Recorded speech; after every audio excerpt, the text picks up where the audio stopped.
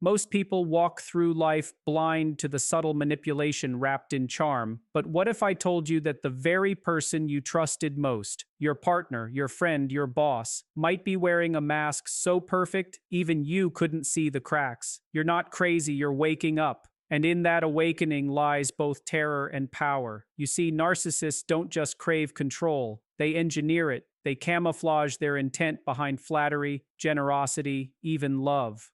But here's the twist. What if the thing they fear most is the very person they're trying to break? Ever wonder why they hate your silence more than your anger? Hang tight, because we're about to step into a psychological battleground where clarity is your only weapon. And by the time we're done, you won't just understand narcissists, you'll dismantle their power, one revelation at a time. Oh, and if you're thinking, this doesn't apply to me, well, that's exactly what they want you to think. Narcissists have a unique way of reshaping the world around them, not by force, but by subtle and relentless distortion of truth. It begins small, barely noticeable shifts in how they tell a story, minor omissions, little exaggerations. They test your perception of reality piece by piece. At first, you may laugh it off. Maybe they just misremembered. Maybe you're being too sensitive. But that's exactly how it starts. They inject just enough doubt to make you question your own memory, your own judgment. This is not random. It's intentional. They manipulate reality because truth is a threat to their control, and control is what they crave most. When you enter into a relationship with a narcissist, whether personal or professional, you often don't see the manipulation right away. On the surface, they seem confident, intelligent, even admirable. But beneath that surface lies a fragile ego desperate to dominate its environment. For the narcissist, facts are not fixed. They are flexible tools to serve their agenda. If a truth reflects poorly on them, they'll rewrite it. If an event exposes their failure, they'll deny it ever happened. Over time, this constant warping of reality becomes your new normal. And once you start living in their version of the truth, they've got you exactly where they want you. What makes their manipulation so insidious is how skillfully they craft their narrative. They're not just lying, they're creating an alternate world. In this world, they're always the victim or the hero, but never the villain. If they hurt you, it's because you provoked it. If they failed, it's because someone sabotaged them. If you confront them with logic, they respond with emotion, deflection, or guilt.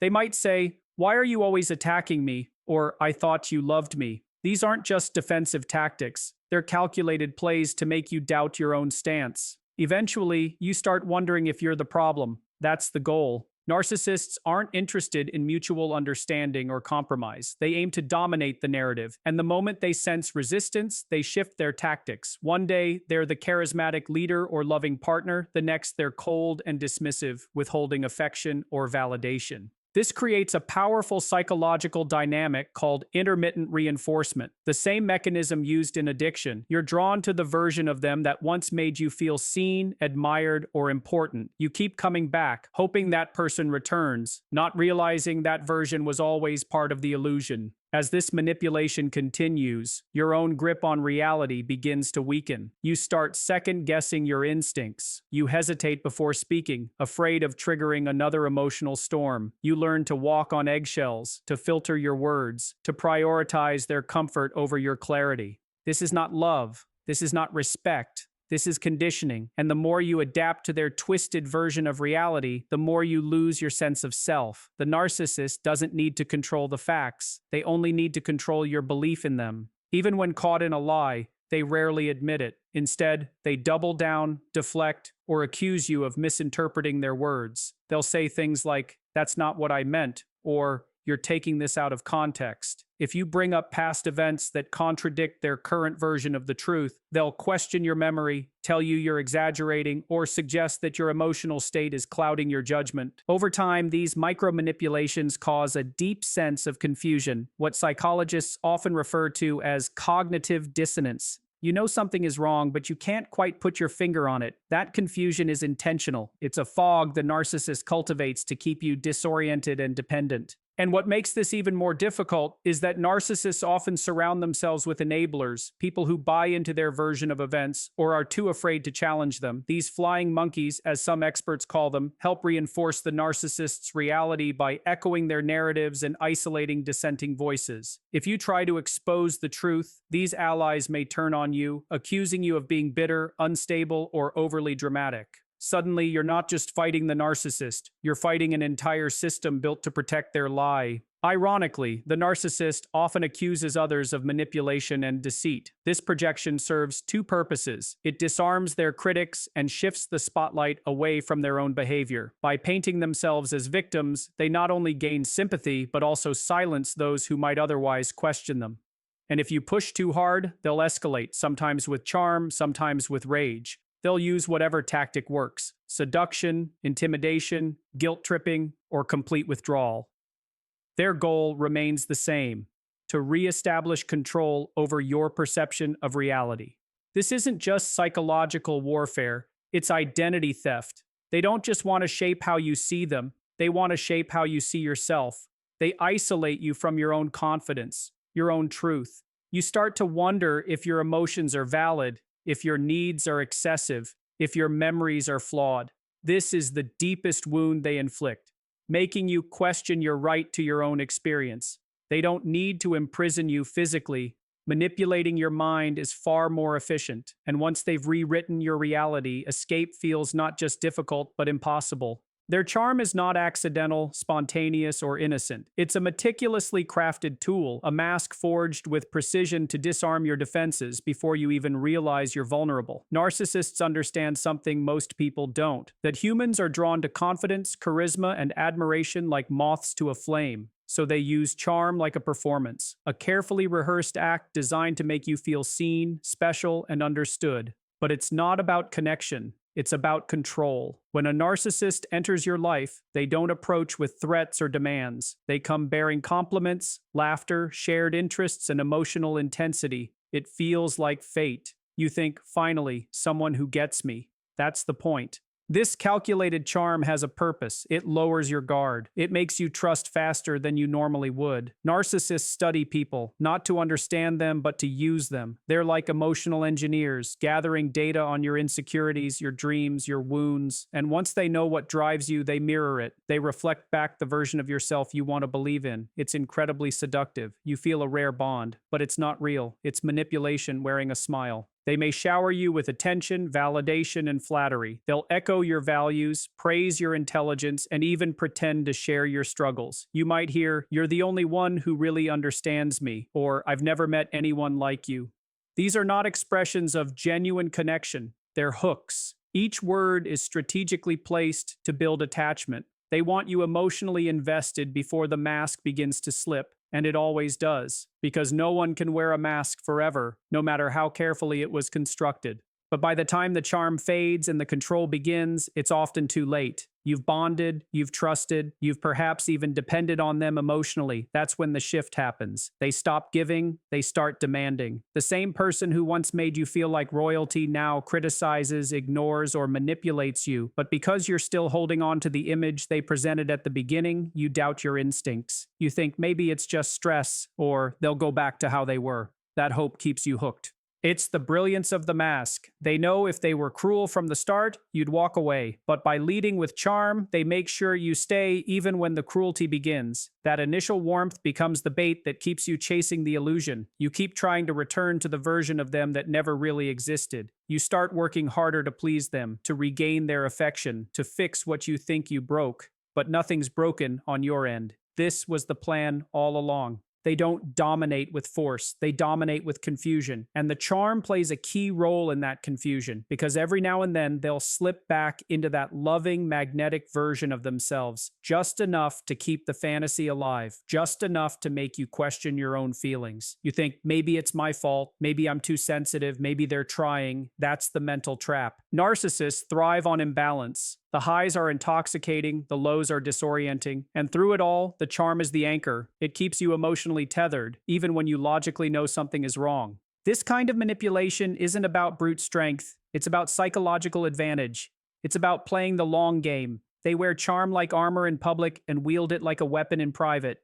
Most people around them see only the mask, which makes your reality even more isolating. When you try to explain the manipulation, others often can't see it. They only remember the charisma, the generosity, the wit. That social camouflage protects the narcissist while further trapping the victim. You begin to question whether anyone would believe you if you spoke up. That's the hidden cruelty of the charm. It doesn't just manipulate you, it manipulates your environment. It silences you by surrounding you with disbelief. It makes the narcissist appear untouchable, admirable even while you're left doubting your truth.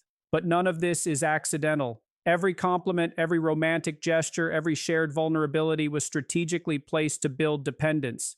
It wasn't about love or friendship or mutual respect, it was about control. Charm is the bait. Domination is the goal. They don't want equals. They want followers. They don't build relationships. They construct arenas where they can perform, dominate, and extract validation. The charm is only the opening act in a much darker play, and by the time the curtain rises on the second act, the real motive is already in motion. They target empathetic individuals to exploit emotional vulnerability because empaths offer exactly what narcissists lack and crave: depth, connection, and unconditional understanding.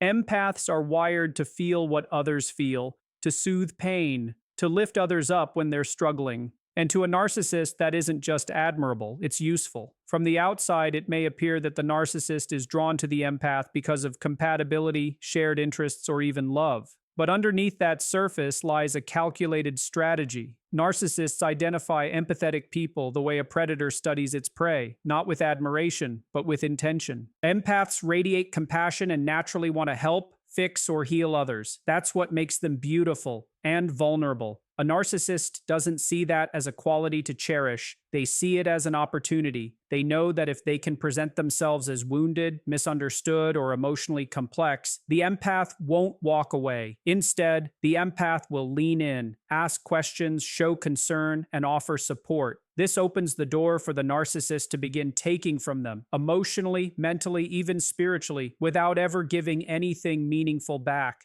The narcissist often begins this process by playing the victim. They tell stories of past betrayals, cruel relationships, or emotional abandonment. The empath, sensing real pain, responds with empathy, reassurance, and emotional investment. And just like that, the hook is set. The narcissist now knows they've found someone who won't just tolerate their behavior, they'll excuse it.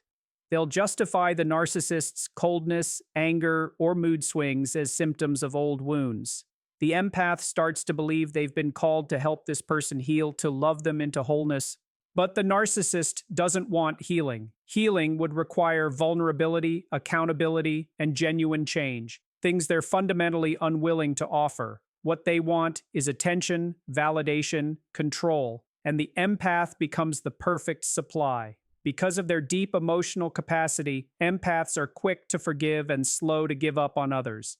They see potential where others see danger. They give second chances, third chances, endless grace. And each time they do, the narcissist takes more. The empath's greatest strength becomes the very thing that entraps them. They believe in redemption, in growth, in the idea that love can transform even the most broken heart. Meanwhile, the narcissist exploits this belief with precision. They know that by showing brief moments of vulnerability, tears, apologies, or affectionate words, they can reset the empath's resolve and buy more time to manipulate. It's a cycle: hurt, apologize, charm, repeat.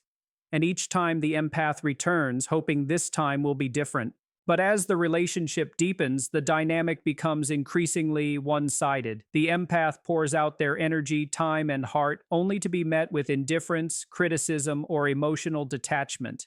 They begin to feel drained, confused, and unappreciated, yet they stay. Why? Because they've been conditioned to believe that the narcissist's healing depends on them, that leaving would be a betrayal, that love means sacrifice, and so they give more, lose more, until they barely recognize themselves. The narcissist, meanwhile, remains unaffected by the emotional cost. They thrive on the attention, the power, the sense of control. They don't feel guilt over the destruction they cause. In fact, they often blame the empath for the very problems they created. "You're too sensitive," they'll say. "You overthink everything." These statements aren't just dismissive, they're gaslighting tactics designed to make the empath doubt their own instincts. And because the empath wants peace, not conflict, they often retreat into silence, trying harder to please, to fix, to calm the storm. What the empath may not realize is that their emotional depth makes them predictable to the narcissist. They know which buttons to push, which words to say, which wounds to reopen to keep the empath emotionally entangled. They create highs and lows, moments of intense closeness followed by cold withdrawal, keeping the empath in a state of emotional instability. This constant roller coaster hijacks the empath's nervous system, making it harder to detach, harder to think clearly, harder to walk away. Friends and family may see the imbalance, may warn the empath, may urge them to leave, but unless the empath sees the manipulation for what it is, they'll continue to justify the narcissist's behavior. They'll believe in the illusion more than they believe in their own pain. Because for the empath, admitting that the connection was built on deceit feels like betrayal, not just of the narcissist, but of their own heart. That's how deeply the manipulation runs. Narcissists are not attracted to strength in the traditional sense. They're attracted to emotional strength they can feed off. And empaths, for all their resilience and light, become a never-ending source of that strength until they break. But even then, the narcissist often doesn't let go. They return with more charm, more promises, more stories of change. Not because they love the empath, but because they fear losing control. The empath, believing in the possibility of transformation, may open the door again, unaware that the cycle is simply starting over in a new disguise. Silence and boundaries are their greatest threats. They fear exposure not because they're misunderstood, but because they are terrified of being seen for who they truly are. Beneath the charm, the manipulation, and the carefully crafted persona lies an insecure, hollow core that depends entirely on controlling how others perceive them. Narcissists are not just avoiding criticism, they are actively constructing a false reality where they remain untouchable, infallible, and always in control. The moment someone sets a boundary or goes silent, that illusion starts to crack, and with it, their fragile sense of superiority begins to collapse. Silence to a narcissist is not just the absence of words, it's the absence of control. When someone stops engaging, stops defending themselves, or refuses to be provoked into another exhausting cycle of drama, the narcissist loses access to their supply. They no longer have the emotional reactions they rely on to feel powerful. They can't twist silence, can't manipulate a boundary without a response. And this lack of engagement drives them into a panic disguised as rage, confusion, or feigned indifference. To them, your silence isn't peace, it's defiance. Boundaries, too, are deeply threatening. They represent self-respect, autonomy, and emotional independence, all things the narcissist cannot tolerate in someone they aim to control. Boundaries say, "You can't access me when it's convenient for you," or "I decide what behavior I will and won't accept." That assertion of self strips the narcissist of their ability to dominate. They want you emotionally available at all times, ready to forgive, to explain, to absorb their projections. Boundaries shut that door, and when they can no longer walk through it at will, their fear of exposure escalates into a full-blown crisis. Exposure to a narcissist is annihilation. They've built their identity on an image, often one of success, charm, intelligence, or emotional depth. But it's just a performance. The real self, hidden behind layers of defensiveness and projection, is undeveloped and painfully insecure. They know that if others saw the truth, the manipulation, the gaslighting, the lies, their entire facade would unravel. And so, every interaction is a campaign to maintain the illusion. They lie to others not just about you, but about themselves. They control narratives, isolate people, smear reputations, and curate their image obsessively. All of it is designed to protect one thing: their ego.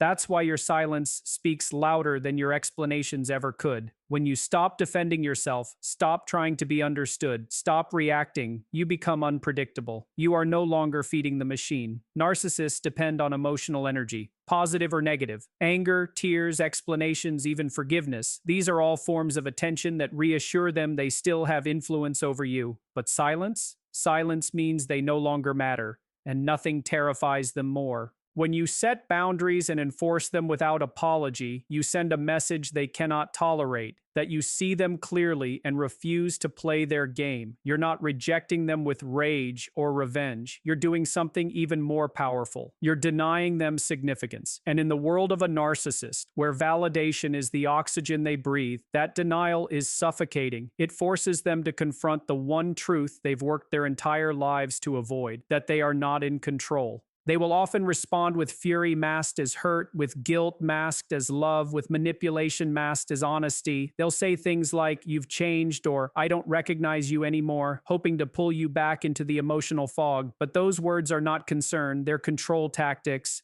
They want to draw you back in, not because they miss you, but because they miss controlling you. The moment you resist, the moment you say no more, you hold up a mirror they can't bear to look into. This is why so many people who leave narcissistic relationships face intense backlash. The narcissist feels exposed simply by your refusal to engage. They might launch smear campaigns, twist the story to others, or play the victim in ways that seem shockingly believable. But it's not about justice, it's about preservation. They are trying to destroy the evidence that someone saw through them, because if one person can see the truth, others might too. And for a narcissist, that risk is unbearable. What they fail to understand is that silence and boundaries are not weapons. They are self-respect. They are survival. They are a declaration that your peace is no longer up for negotiation. But to a narcissist who thrives on the chaos of blurred lines and emotional entanglement, they feel like acts of war, because silence leaves them with only themselves and boundaries force them to realize that their power has limits. In their mind, the one who walks away with dignity is the one who wins, and narcissists cannot accept losing.